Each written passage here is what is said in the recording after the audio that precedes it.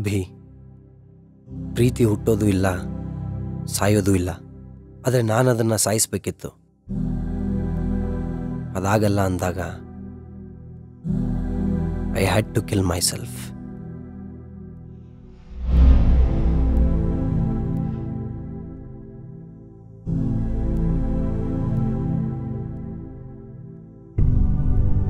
ಈ ವಿಷಯನ ನಾರ್ಮಲ್ ಆಗಿ ಹೇಳೋದಕ್ಕಿಂತ ಫಾರ್ಮಲ್ ಆಗಿ ಹೇಳಕ್ಕೆ ಇಷ್ಟಪಡ್ತೀನಿ. ಎಂ ಸುಭಾಷ್ ಚಂದ್ರ, ನನ್ನಮ್ಮ ತುಂಬ ಇಷ್ಟಪಟ್ಟಿಟ್ಟ ಹೆಸರಿದು. ಉಸಿರು. ಈ ಹೆಸರು ಕೊಟ್ಟ ಅಮ್ಮ ಹೆಚ್ಚು ಕಾಲ ನನ್ನ ಜೊತೆ ಇರಲೇ ಇಲ್ಲ. ನಾನಮ್ಮ ಅನ್ನೋಷ್ಟರಲ್ಲೇ ನನ್ನಿಂದ ದೂರ ಆಗೋಗಿದ್ಲು. ಅಪ್ಪ ಅನ್ನೋರನ್ನ ನಾನು ಅಮ್ಮಳ ಜೊತೆಗಿರೋ ಬರೀ ಫೋಟೋದಲ್ಲಿ ಮಾತ್ರ ನೋಡಿದ್ದು. ಅಮ್ಮಂಗೂ ಮುಂಚೆನೇ ಹೋಗ್ಬಿಟ್ಟಿದ್ರಂಥವ್ರು. ಚಿಕ್ಕನ್ನಿಂದಲೇ ಪ್ರೀತಿ ಮಮಕಾರಗಳ ಸ್ಪರ್ಶವಿಲ್ಲದೆ ಸೈಲೆಂಟಾಗಿ ಬೆಳೆದವ್ ನಾನು. ಆದರೆ ನಾನು ಸೌಂಡ್ ಮಾಡೋಕ್ಕೆ ಶುರು ಮಾಡಿದ್ದೆ. ನನ್ನ ಜೀವನದಲ್ಲಿ ನಂದೇ ಹವಾ. ನನ್ನ ಲೈಫಲ್ಲಿ ಚೀಪ್ ಅಂದ್ಕೊಂಡಿದ್ದ ಲವ್ನ ಕಾಸ್ಟ್ಲಿ ಮಾಡಿಕೊಟ್ಟವಳು ಎಂಟ್ರಿ ಆಗಿದ್ದ ದಿನ ಅದು. ಅಣ್ಣ ಟೀ ತಗೊಳ್ಳಿ. ಇಲ್ಲೊಂದು ಕೂಲ್ ಡ್ರಿಂಕ್ಸ್ ಕೊಡೆ. ಹಾಂ, ಕೂಲ್ ಡ್ರಿಂಕ್ಸಾ? ಮಚ್ಚ, ಇವತ್ತು ನಮ್ಮ ಹುಡುಗಿಗೆ ಪ್ರಪೋಸ್ ಮಾಡಿದೆ. ನಮ್ಮ ಬೇಬಿ ಫುಲ್ ಹ್ಯಾಪಿ. ಅಂಥದ್ದೇನು ಕೊಟ್ಟೆ ಮಗ? ಫುಲ್ ಹ್ಯಾಪಿ ಆಗುತ್ತಾರಾ? How is it possible? ಇನ್ನೇನು, ಹೆಲ್ಮೆಟ್ ಕೊಟ್ಟಿರ್ತಾನೆ. ಹೇ ಮಚ್ಚ, ಹೆಂಗೋ ಇದೆಲ್ಲ? ಹಾಂ, ಹೌ ಇಸ್? ಬೇಳೆ ರೇಟ್ ಇದ್ದಾಗ ಬೇಳೆ, ಈರುಳ್ಳಿ ಹೈಪ್ ಕ್ರಿಯೇಟ್ ಆದಾಗ ಈರುಳ್ಳಿ, ಟೊಮೆಟೊ ಫೇಸ್ ವ್ಯಾಲ್ಯೂ ಜಾಸ್ತಿ ಆದಾಗ ಟೊಮೆಟೊ, ಹಂಗೆ ಈ ಹೆಲ್ಮೆಟ್ಟು. ಹಾಂ, ಮುಂದೊಂದಿನ ಬದನೆಕಾಯಿ ಬೆಲೆ ಜಾಸ್ತಿ ಆದರೆ ಅದನ್ನೂ ಬಿಡಲ್ಲ, ಇರಲಿ ಇಟ್ಕೊಳ್ಳಿ ಅಂತ ಕೊಟ್ಬಿಡ್ತೀರ. ಅಸಹ್ಯವಾಗಿ ಮಾತಾಡಬೇಡ. ಯಾವುದೋ ಅಸಹ್ಯ? ಲವ್, ಈ ಪ್ರೀತಿ ಬಗ್ಗೆ ಇಷ್ಟು ಕೆಟ್ಟದಾಗಿ ಮಾತಾಡ್ತೀಯಲ್ಲ. ಈ ಪ್ರೀತಿ, ಅದರ ಪಾವಿತ್ರತೆ ಬಗ್ಗೆ ನಿಂಗೇನೋ ಗೊತ್ತು? ಈ ವರ್ಷ ಒಬ್ಬನ ಜೊತೆ ಇದ್ದು ಬರೋ ವರ್ಷ ಇನ್ಯಾವನ ಜೊತೆನೂ ಹೋಗಿ ಕೊನೆಗೆ ಅವನು ಇಷ್ಟ ಆಗಿಲ್ಲ ಅಂತ ಇನ್ಯಾವನ್ನೋ ಲೈಫ್ ಪಾರ್ಟ್ನರ್ ಮಾಡ್ಕೊಳ್ಳೋದು. ಯಾವಳನ್ನೋ ಪ್ರೀತಿಸಿ ಇನ್ಯಾವಳ ಜೊತೆನೋ ಓಡಾಡಿ ಒಂದಿನ ಅವಳು ಬೇಜಾರಾಗಿ ಮತ್ಯಾವಳನ್ನೋ ಮನೆಯಲ್ಲಿ ತೋರಿಸಿದ್ರು ಅಂತ ತಾಳಿ ಕಟ್ಟೋ ನಿಮ್ಮಂತ. ಛೇ, ಅಲ್ಲ ಕಣೋ, ಹೀಗೆ ಮಾಡೋರಿಗೆ ನೈತಿಕತೆ ಕಾಡಲ್ವೇನೋ? ಒಬ್ಬನ ಕೈಯಲ್ಲಿ ಮುಟ್ಸ್ಕೊಂಡಿರೋ ದೇಹನ ಮತ್ತೊಬ್ಬನ ಕೈಯಲ್ಲಿ ಮುಟ್ಸ್ಕೋಬೇಕಾದ್ರೆ ಮುಜುಗರ ಆಗಲ್ವಾ? ಇದರಲ್ಲೆಲ್ಲೋ ಕಾಣಿಸುತ್ತೆ ನಿನ್ನ ಪ್ರೀತಿ, ಪಾವಿತ್ರತೆ ಎಲ್ಲೋ ಇದೆ.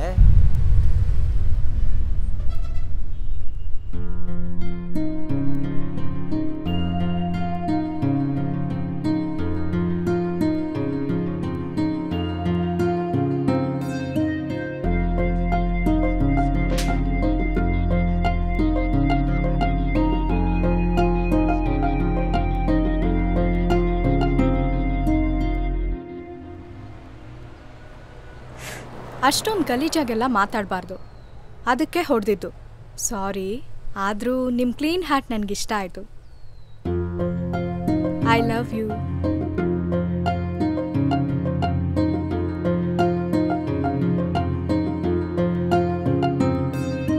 ಕಣ್ಣಂಚಿನ ಕರೆಯಿಂದ ಕಸಿದುಕೊಂಡಳು ನನ್ನ ಹೃದಯ, ಕರಗಳ ಸ್ಪರ್ಶದಿಂದ ಕರುಣಿಸಿದಳು ಪ್ರೀತಿಯ ಜಲಧಾರೆಯ.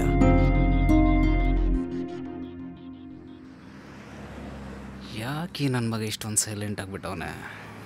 ಇರು ಸೌಂಡ್ ಬರ್ಸ್ತೀನಿ. ಮಗ, ರಾತ್ರಿ ಟಿ ವಿ ನೋಡಬೇಕಾದ್ರೆ ನನಗೆ ಜೀವನದ ಬಗ್ಗೆ ಒಂದು ಒಳ್ಳೆ ವಿಷಯ ಅರ್ಥ ಆಯಿತು. ಹೇ, ಜೀವನ ಸನ್ನಿಲಿ ಅವನು ಹಾಕ್ಕೊಳ್ಳೋ ಬಟ್ಟೆ ಇದ್ದಂಗೆ, ತುಂಬ ಚಿಕ್ಕದು. ಯಾವಾಗ ಮೈ ಮೇಲಿನ ಆ ಬಟ್ಟೆ ಕಳಚಿ ಬೀಳುತ್ತೋ ಆವಾಗ ಸ್ವರ್ಗಕ್ಕೆ ಹೋಗ್ತೀವಿ, ಸ್ವರ್ಗಕ್ಕೆ. ಸೌಂಡ್ ಬಂತು. ಅನ್ಯಾಯ ಮಾಡಿದ್ರೆ ಕಾನೂನಿಗಾಗಲ್ಲ, ಅಸಹ್ಯವಾಗಿ ಮಾತಾಡಿದ್ರೆ ನಮ್ಮ ಹುಡುಗಿಗಾಗಲ್ಲ. ಅಯ್ಯ, ಹೇಳಯ್ಯ. ನಾವು ನೋಡಿದ್ದೀವಿ. ಬಿಡು ಮಗ ಅದನ್ನ. ದಿನೇ ದಿನೇ ಈ ಲವ್ ಹೆವಿ ಆಗ್ತಿದೆ ಕಣೋ. ಲವ್ ನಾರ್ಮಲ್ ಆಗಿ ಎಲ್ರಿಗೂ ಆಗೋದೆ, ಆದರೆ ನಾವು ಅದನ್ನು ಎಷ್ಟು ಸ್ಪೆಷಲಾಗಿ ಟ್ರೀಟ್ ಮಾಡ್ತೀವಿ ಅನ್ನೋದು ಕೌಂಟ್ ಆಗುತ್ತೆ. ಕ್ಷಣಕ್ಕೂ ಅವಳು ನನ್ನ ಜೊತೆನೇ ಇರಬೇಕು ಅನ್ಸುತ್ತೆ. ಹೆವಿ ಮಿಸ್ಸಿಂಗ್ ಅನಿಸ್ತಿದೆ ಮಗ. ಅವಳೇನಾದರೂ ಇಲ್ಲ ಅಂದರೆ ಬದುಕಿರೋದೇ ವೇಸ್ಟ್ ಅನಿಸ್ತಿದೆ ಕಣ. ಯಾಕೋ ಏನೇನೋ ಮಾತಾಡ್ತಾ ಇದೆಯಾ? ಏನೇನೋನ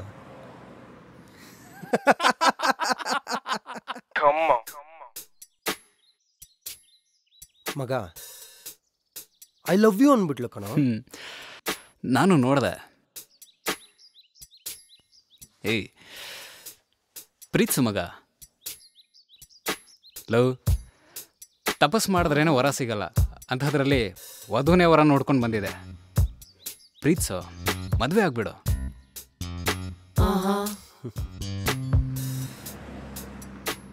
ಅವಳ ಹತ್ರಕ್ಕೆ ಬಂದರೆ ಎದೆ ಹೆವಿ ಸ್ಪೀಡಾಗಿ ಹೊಡ್ಕೊಳಕ್ಕೆ ಸ್ಟಾರ್ಟ್ ಆಗುತ್ತೆ ಮಗ. ಕೈ ಕಾಲೆಲ್ಲ ನಡ್ಗಕ್ಕೆ ಶುರು ಆಗುತ್ತೆ, ಬಾಡಿ ಫುಲ್ ಶಿವರಿಂಗ್ ಆಗುತ್ತೆ. ಯಾವತ್ತು ಯಾರಿಗೂ ಹೆದರ್ದವನಲ್ಲ ನಾನು, ಆದರೆ ಇವಳಂದ್ರೆ ಅದೇನೋ ಭಯ ಕಣೋ. ಅದೇ ಕಣೋ, ಲವ್ ಅಂದರೆ ಅದೇ. ನನಗೂ ಹೀಗೆ ಆಗ್ತಿದೆ ಮಗ. ಕೈಗೆಲ್ಲ ಫುಲ್ ನಡುಗುತ್ತೆ, ಫುಲ್ ಬ್ರೀತ್ ಅಪ್ ಡೌನು. ಯಾವತ್ತೂ ಇವೆಲ್ಲ ಆಗಿಲ್ಲ ಮಗ. It's highly impossible. ಹೌದೌದು, ಒಂದು ಕೆಲಸ ಮಾಡು. ಹಾಂ, ನಾಳೆ ಬೆಳಗ್ಗೆನೆ ಟಿಫನ್ ಮಾಡಿದೆ ವಿಜಯನಗರಕ್ಕೆ ಬಂದ್ಬಿಡು. ಯಾಕೆ ಮಗ? ಬೇಗ ಹೋದ್ರೇನೆ ಮಗ, ರಶ್ ಇರಲ್ಲ, ಈಸಿಯಾಗಿ ಬ್ಲಡ್ ಟೆಸ್ಟ್ ಮಾಡಿಸ್ಬೋದು. ಯಾವುದು ಡ್ರಗಾನೋ ಯಾವನು ಗೊತ್ತು. I disease, no disease, completely no disease.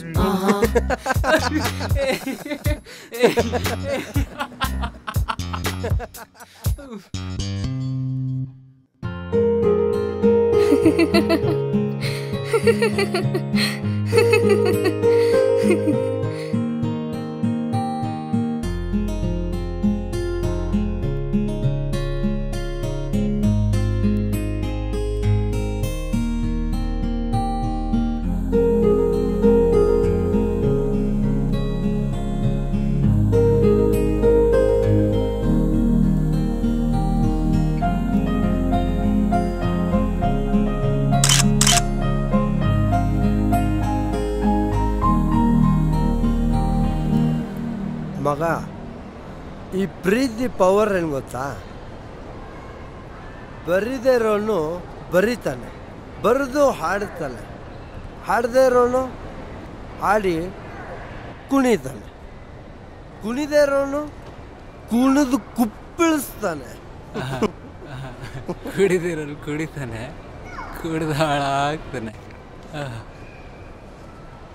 ಈ ಲವ್ವಲ್ಲಿ ತುಂಬ ನೋವಿದೆ ಮಗ. ಇಷ್ಟು ನೋವಿದೆ ಅಂತ ಗೊತ್ತಿದ್ರೆ ನಾನು ಮಾಡೋಕ್ಕೆ ಹೋಗ್ತಿರ್ಲಿಲ್ಲ. ಹೆವಿ ಹಿಂಸೆ ಕಣ. ಸಣ್ಣ ಪುಟ್ಟದಕ್ಕೆಲ್ಲ ಮನ್ಸು ಕೆಟ್ಟೋಗ್ಬಿಡುತ್ತೆ. ಈ ಮಿನಿಟಲ್ಲಿರೋ ಖುಷಿ ನೆಕ್ಸ್ಟ್ ಮಿನಿಟಲ್ಲಿ ಇರೋದೇ ಇಲ್ಲ ಮಗ. ಇರೋದೇ ಇಲ್ಲ. ಹೋಗ್ಲಿ ಬಿಡ, ತಗೊಳ. ಅವಳು ಹೇಳ್ತಾಳೆ ನನ್ನಿಂದ ಅವಳಿಗೆ ನೆಮ್ಮದಿ ಇಲ್ವಂತೆ ಮಗ. ಇಲ್ಲದೆ ಇರೋ ಪ್ರಾಬ್ಲಮ್ಸ್ ಎಲ್ಲ ನಾನು ಕ್ರಿಯೇಟ್ ಮಾಡ್ತೀನಂತೆ. ಹೋಗ್ಲಿ ಬಿಡು, ನಿನ್ನ ಕೈಲಿ ಆಗಲಿಲ್ಲ ಅಂದರೆ ಬಿಟ್ಬಿಡು, ಹೋಗ್ಲಿ. ಏನೋ ಬಿಡಬೇಕಾ? ಬಿಡು ಅಂದ ತಕ್ಷಣ ಬಿಟ್ಬಿಡೋಕ್ಕೆ ಅವಳೇ ನಿನ್ನ ಲವ್ವೇನೋ? ನನ್ನ ಲವ್ವು ನನ್ನ ಉಸಿರು ಕಣ ಅವಳು. ಕುಡುಕ ನನ್ನ ಮಗ, ಕುಡಿದ್ಬಿಟ್ಟು ಬಾಯಿ ಬಂದು ಮುಗಿಡ್ತಾನೆ. ಎಲ್ಲೋ ನನ್ನ ಮಗಳೇ, ನೀನು ನಂಗೆ ಬೈದ್ಬಿಟ್ಯಾ? ನಾನು ಸತ್ತೋಗ್ತೀನಿ ಕಣೋ, ನಂಗೆ ಬೇಡ ಇವೆಲ್ಲ. ಏ ಹೋಗ, ಸಾಯೋಗ. ಆಯ್ತು ನೋಡೀಗ, ನನ್ನ ಮೇಲೆಲ್ಲ ಬಿದ್ದು ಸತ್ತೋಗ್ಬಿಡ್ತೀನಿ. ಹೋಗ. Wait wait wait wait, last call of my life. Hello hello. Sorry ನಿನಗೆ ಬೇಜಾರು ಮಾಡಿದ್ದಕ್ಕೆ. ಪದೇ ಪದೇ ಹೀಗೆ ಆಗ್ತಿದೆ. ನಾಳೆ ಸೆಂಟ್ರಲ್ ಲೈಬ್ರರಿ ಹತ್ರ ಬರ್ತೀಯಾ? ಮಾತಾಡಬೇಕು.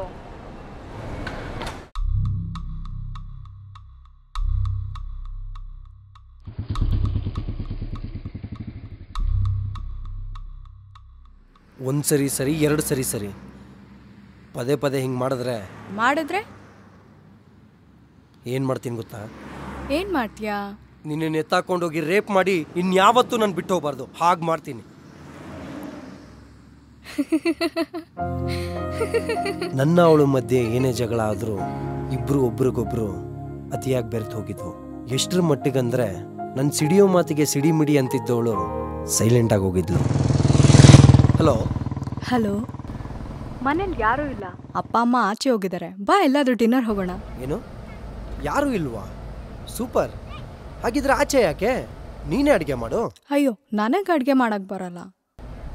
ಸರಿ ಹೋಯ್ತು, ಸರಿ, ತಲೆ ಕೆಡಿಸ್ಕೋಬೇಡ. ನಾವಿಬ್ರು ಸೇರಿ ಪ್ರಿಪೇರ್ ಮಾಡೋಣ, ನಾವಿಬ್ರು ಸೇರಿ ಊಟ ಮಾಡೋಣ. ಆದರೆ ಹೊಟ್ಟೆ ಮಾತ್ರ ತುಂಬಾರ್ದು.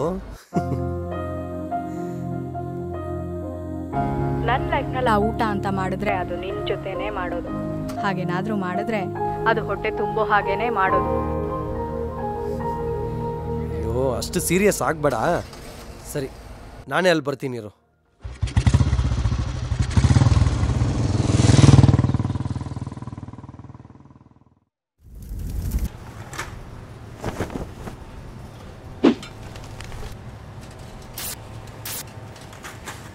ಏನು ಮಗ, ಬೆಳಗ್ಗೆ ಅಂತ ಫುಲ್ ರೌಂಡ್ಸು?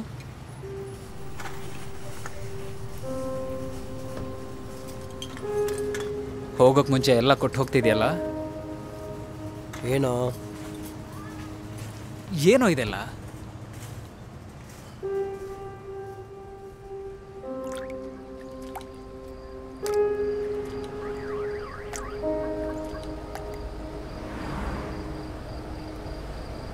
ಯಾಕೋ, ಏನಾಯ್ತು? ನಿನ್ನೆ ಮೊನ್ನೆ ಜೊತೆ ಇದ್ದವಳು ಇವತ್ತು ನನ್ನ ಜೊತೆನೇ ಇಲ್ಲ ಕಣವಳು. ಕಾರಣ ಇಲ್ಲದೆ ನನ್ನ ಜೀವನಕ್ಕೆ ಬಂದು ಚಿಕ್ಕ ವಯಸ್ಸಿಂದ ನಾನು ಅನುಭವಿಸದೇ ಇರೋದೆಲ್ಲ ಕೊಟ್ಲು ಕಣ. ಕಾರಣನೇ ಇಲ್ಲದೆ ಕೊಟ್ಟೋದು. ಅವಳ ಫ್ಯಾಮಿಲಿ ಪ್ರಾಬ್ಲಮ್ಮು, ಅವಳ ಮನಸ್ಸಿನ ಪ್ರಾಬ್ಲಮ್ಮು ಗೊತ್ತಾಗ್ತಾ ಇಲ್ಲ. ನಾನಿಲ್ಲ ಅಂದರೆ ಅವಳಿಗೆ ಬದುಕೋಕೆ ಅವಳ ಫ್ಯಾಮಿಲಿ ಇದೆ ಕಣೋ. ನನಗೆ ಯಾರೋ ಇದ್ದಾರೆ, ಯಾರಿಗೋಸ್ಕರ ಬದುಕಿರ್ಬೇಕು? ಏಯ್ ಬಿಡು.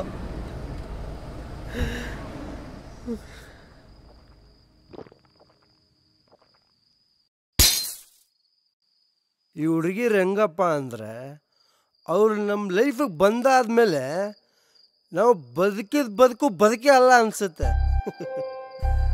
ಆದರೆ ಅವ್ರು ಯಾವತ್ತು ನಮ್ಮಂಥವ್ರನ್ನ ಬಿಟ್ಟು ಹೋಗ್ತಾರೋ ಅವತ್ತು ಅನಿಸುತ್ತೆ ಯಾಕಾದ್ರೂ ಬದುಕ್ತಿದ್ದೇವೆ ಈ ಬದುಕು ಅನಿಸುತ್ತೆ.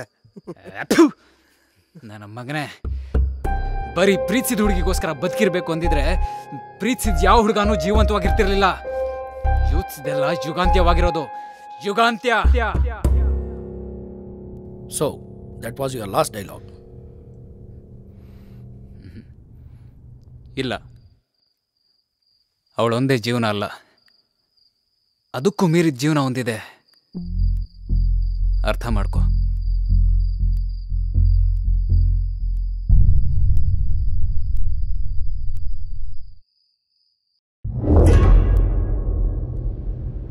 ಸಾಯಿಸ್ಬೇಕು ಅಂತ ಡಿಸೈಡ್ ಮಾಡಿದ್ಮೇಲೆ ಅವ್ರು ಯಾರು ಹೇಳಿದ್ರು ಕೇಳಲ್ವಂತೆ. ಓ ಸಾರಿ ಸಾಯ್ಬೇಕು ಅಂತ ಡಿಸೈಡ್ ಮಾಡಿದ್ಮೇಲೆ ಅಭಿ ಅವನ ಓನ್ಲಿ ಫ್ರೆಂಡ್, ಕಸ್ತೂರಿ ಅವನ one and only lover.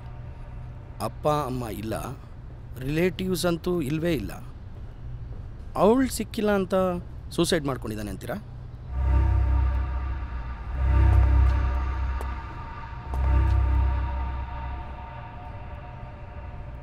March 30ನೇ ತಾರೀಕು ಅಭಿ ಸುಭಾಷ್ ಇಬ್ಬರು ಒಟ್ಟಿಗೆ ಇರ್ತೀರ. ಸರಿ ಸುಮಾರು ರಾತ್ರಿ 2 ಗಂಟೆವರೆಗೂ ಒಟ್ಟಿಗೆ ಇರ್ತೀರ. ಆ ನಂತರ ನೀವು ಮೀಟ್ ಆಗೋಕ್ಕಾಗಲ್ಲ. ಮಾರ್ಚ್ 31 ನೀವು ಸುಭಾಷ್ನ ಮೀಟ್ ಆಗೋಕ್ಕಾಗಲ್ಲ. ಅವ್ರ ಫೋನ್ಗೆ ಫೋನ್ ಮಾಡ್ತೀರಾ, ನಾಟ್ ರೀಚಬಲ್ ಬರುತ್ತೆ ಅಂತ ಇಗ್ನೋರ್ ಮಾಡ್ತೀರಾ. ಏಪ್ರಿಲ್ 1ನೇ ತಾರೀಕು ಸುಟ್ಟು ಕರ್ಕಲಾದ ಸುಭಾಷ್ ಬಾಡಿ ಅವ್ರ ಮನೇಲಿ ಸಿಗುತ್ತೆ. ಅವತ್ತು ನೀವು ಸ್ಪಾಟ್ಗೂ ಬರಲ್ಲ, ಕ್ರಿಮಿಯೇಷನ್ನಲ್ಲಿ ಭಾಗಿನೂ ಆಗಲ್ಲ. ಹಾಗಂತ ರಿಪೋರ್ಟ್ ಹೇಳ್ತಾ ಇದೆ, ನಿಜಾನಾ? ಹಾಂ ಹೌದು. ಕಾರಣ? ಅವನು ಸತ್ತಿದ್ದಾನೆ ಅನ್ನೋ ವಿಷಯ ಗೊತ್ತಾಗೋಕೆ ಮುಂಚೆನೇ ಅವ್ನು ಬರ್ತಿದ್ದ ಡೆತ್ ನೋಟ್ ನಮ್ಮ ಮನೆಗೆ ಪೋಸ್ಟ್ ಮುಖಾಂತರ ಬಂದು ಸೇರ್ತು. ಆದರೆ ಅದು ಸೂಸೈಡ್ ಅಂತ ಗೊತ್ತಾದಾಗ ನನಗೆ ತಡೆಯೋಕ್ಕಾಗಿಲ್ಲ ಸರ್. ಅಂದರೆ ಇದನ್ನೆಲ್ಲ ನೀವು ನೋಡೋಕ್ಕಾಗಲ್ಲ ಅಂತ ಹೇಳಿ ಅಲ್ಲಿಗೆ ಬರಲಿಲ್ಲ ಅಂತ ಅನ್ನಿ. ಆಗಲ್ಲ ಸರ್. ಸಾಯೋ ವಿಷಯದಲ್ಲಿ ಅವ್ನ ವ್ಯೂ ಪಾಯಿಂಟ್ ನನಗೆ ಇಷ್ಟ ಆಗಲಿಲ್ಲ. ಡೆಡ್ ಬೆಡ್ನಲ್ಲಿ ಇರ್ತಾರಲ್ಲ ಅಂಥವ್ರಿಗೆ ಹೋಗಿ ಕೇಳಬೇಕು ಸರ್, ಜೀವದ ಬೆಲೆ ಏನು ಅಂತ. ಛೇ ಅಂತ ಹೇಳಿ ಮುಖ ನೋಡೋಕ್ಕೂ ನಂಗೆ ಇಷ್ಟ ಆಗಲಿಲ್ಲ ಸರ್. ಅಷ್ಟಕ್ಕೆ ಈ ನಿರ್ಧಾರನ? ನೀವು ಕೊಟ್ಟಿರೋ ಸ್ಟೇಟ್ಮೆಂಟ್ ಪ್ರಕಾರ ಆ ಹ್ಯಾಂಡ್ ರೈಟಿಂಗ್ ಸುಭಾಷ್ದೇ ಅಂತ ಹೇಳಿದೆ ಅಲ್ಲಿ. ಅದೇ ಎಷ್ಟು ಪರ್ಫೆಕ್ಟಾಗಿ ಹೇಳ್ತೀರಾ? ಅವನಿಗೆ ಬರೆಯೋ ಹುಚ್ಚು. ಮನ್ಸಿಗನ್ಸಿದ್ನ ಬರಿತಿದ್ದ, ಬರ್ದಿದ್ನ ನಂಗೆ ತೋರಿಸ್ತಿದ್ದ. ಹಾಗಾಗಿ ಅದು ಅವನದೇ ಅಂತ ಕ್ಲಿಯರ್ ಕಟ್ಟಾಗಿ ಹೇಳ್ಬೋದು. ಓಕೆ, ಅದು ಹಾಗಿರಲಿ. ನನಗಿಲ್ಲಿ ಇನ್ನೊಂದು ವಿಷಯ ಕ್ಲಿಯರ್ ಆಗ್ತಾ ಇಲ್ಲ. ನೀವು ಹೇಳಿದ ಪ್ರಕಾರ ಪೋಸ್ಟಲ್ ಸರ್ವಿಸ್ ಬಾಯ್ ಬಂದು ಈ ಕವರ್ನ ನಿಮ್ಮ ಕೈಗೆ ಕೊಡ್ತಾನೆ. ಯಾವುದೇ ಒಂದು ಪೋಸ್ಟಲ್ ಕವರ್ ಬರಬೇಕಾದ್ರೂ ಮೊದಲು ಪೋಸ್ಟ್ ಆಫೀಸ್ಗೆ ಹೋಗಿ ಅಲ್ಲಿ ರಿಜಿಸ್ಟರ್ ಆಗುತ್ತೆ. ಅದಕ್ಕೆ ಒಂದು ರಿಜಿಸ್ಟರ್ ನಂಬರ್ ಕೊಡ್ತಾರೆ. ಆ ರಿಜಿಸ್ಟರ್ ನಂಬರ್ನ ಟ್ರ್ಯಾಕ್ ಮಾಡಿದ್ರೆ ಎಲ್ಲ ಡೀಟೇಲ್ಸು ಗೊತ್ತಾಗಬೇಕು. ಬಟ್ ಈ ಕವರ್ ಮೇಲಿರೋ ರಿಜಿಸ್ಟರ್ ನಂಬರ್ ಫೇಕ್ ಅಂತ ಪ್ರೂವ್ ಆಗಿದೆ.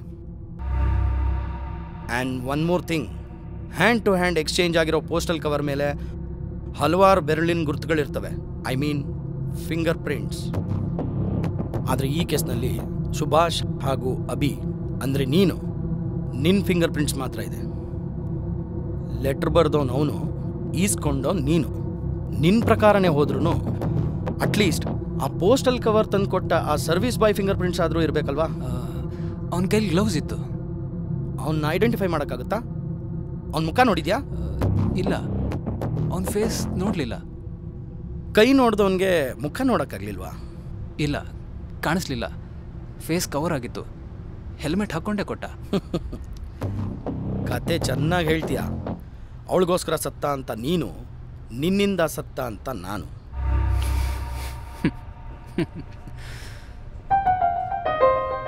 ನನ್ನನ್ನು ಕರೆಸಿ ಕೂರಿಸಿ ಕೇಳಿದಾಗಲೇ ಡೌಟ್ ಬಂತು. ಬೇರೆ ಯಾರು ಸಿಕ್ಕಿರಲ್ಲ, ನನ್ನ ಮೇಲೆ ಹಾಕ್ತಿದ್ದೀರಾ. ಇದೆಲ್ಲ ಕಾಮನ್ ಬಿಡಿ. ನಾನು ಅವನನ್ನು ಸಾಯಿಸೋದ?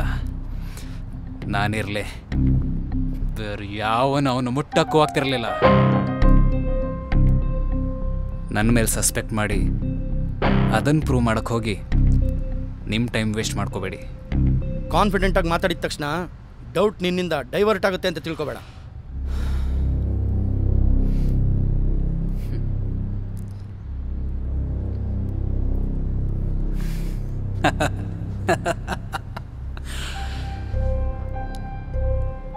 ಪ್ರೀತಿ ಇಲ್ಲ, ಬೇಡ ಅಂದ. ಇರಲಿ, ಮಾಡು ಅಂದೆ. ಕೆಟ್ಟ ಕೊಳೆತ ಪ್ರಪಂಚ ಒಂದು ಕ್ಲೀನ್ ಮಾಡಿಸ್ದೆ, ಚೇಂಜ್ ಆದ. ವಿಚಾರಣೆ ಕರೆಸಿದ್ರ ನಿಮ್ಮ ಕೆಲಸ ಮುಗ್ದಿದ್ರೆ ನಾನು ನನ್ನ ಕೆಲಸ ನೋಡ್ಕೊಳ್ತೀನಿ. ಹಾಂ, ನೀನಿನ್ನು ಹೋಗ್ಬೋದು. ಆದಷ್ಟು ಬೇಗ ಕರ್ಸ್ಕೋತೀನಿ.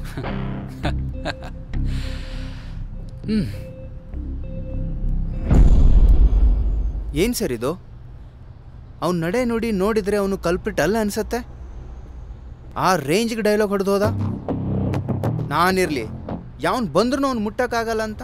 ಏನು ಅಂತ ಬಿಗ್ ಶಾಟ್ ಅವನು. ನನಗೂ ಗೊತ್ತ್ರಿ ಈ ಡೆತ್ಗೂ ಅವನಿಗೂ ಯಾವುದೇ ಸಂಬಂಧ ಇಲ್ಲ ಅಂತ. ಆದರೂ ಅವನು ಆ ರೇಂಜಿಗೆ ಡೈಲಾಗ್ ಹೊಡೆಯೋದ್ರಲ್ಲಿ ಅರ್ಥ ಇದೆ.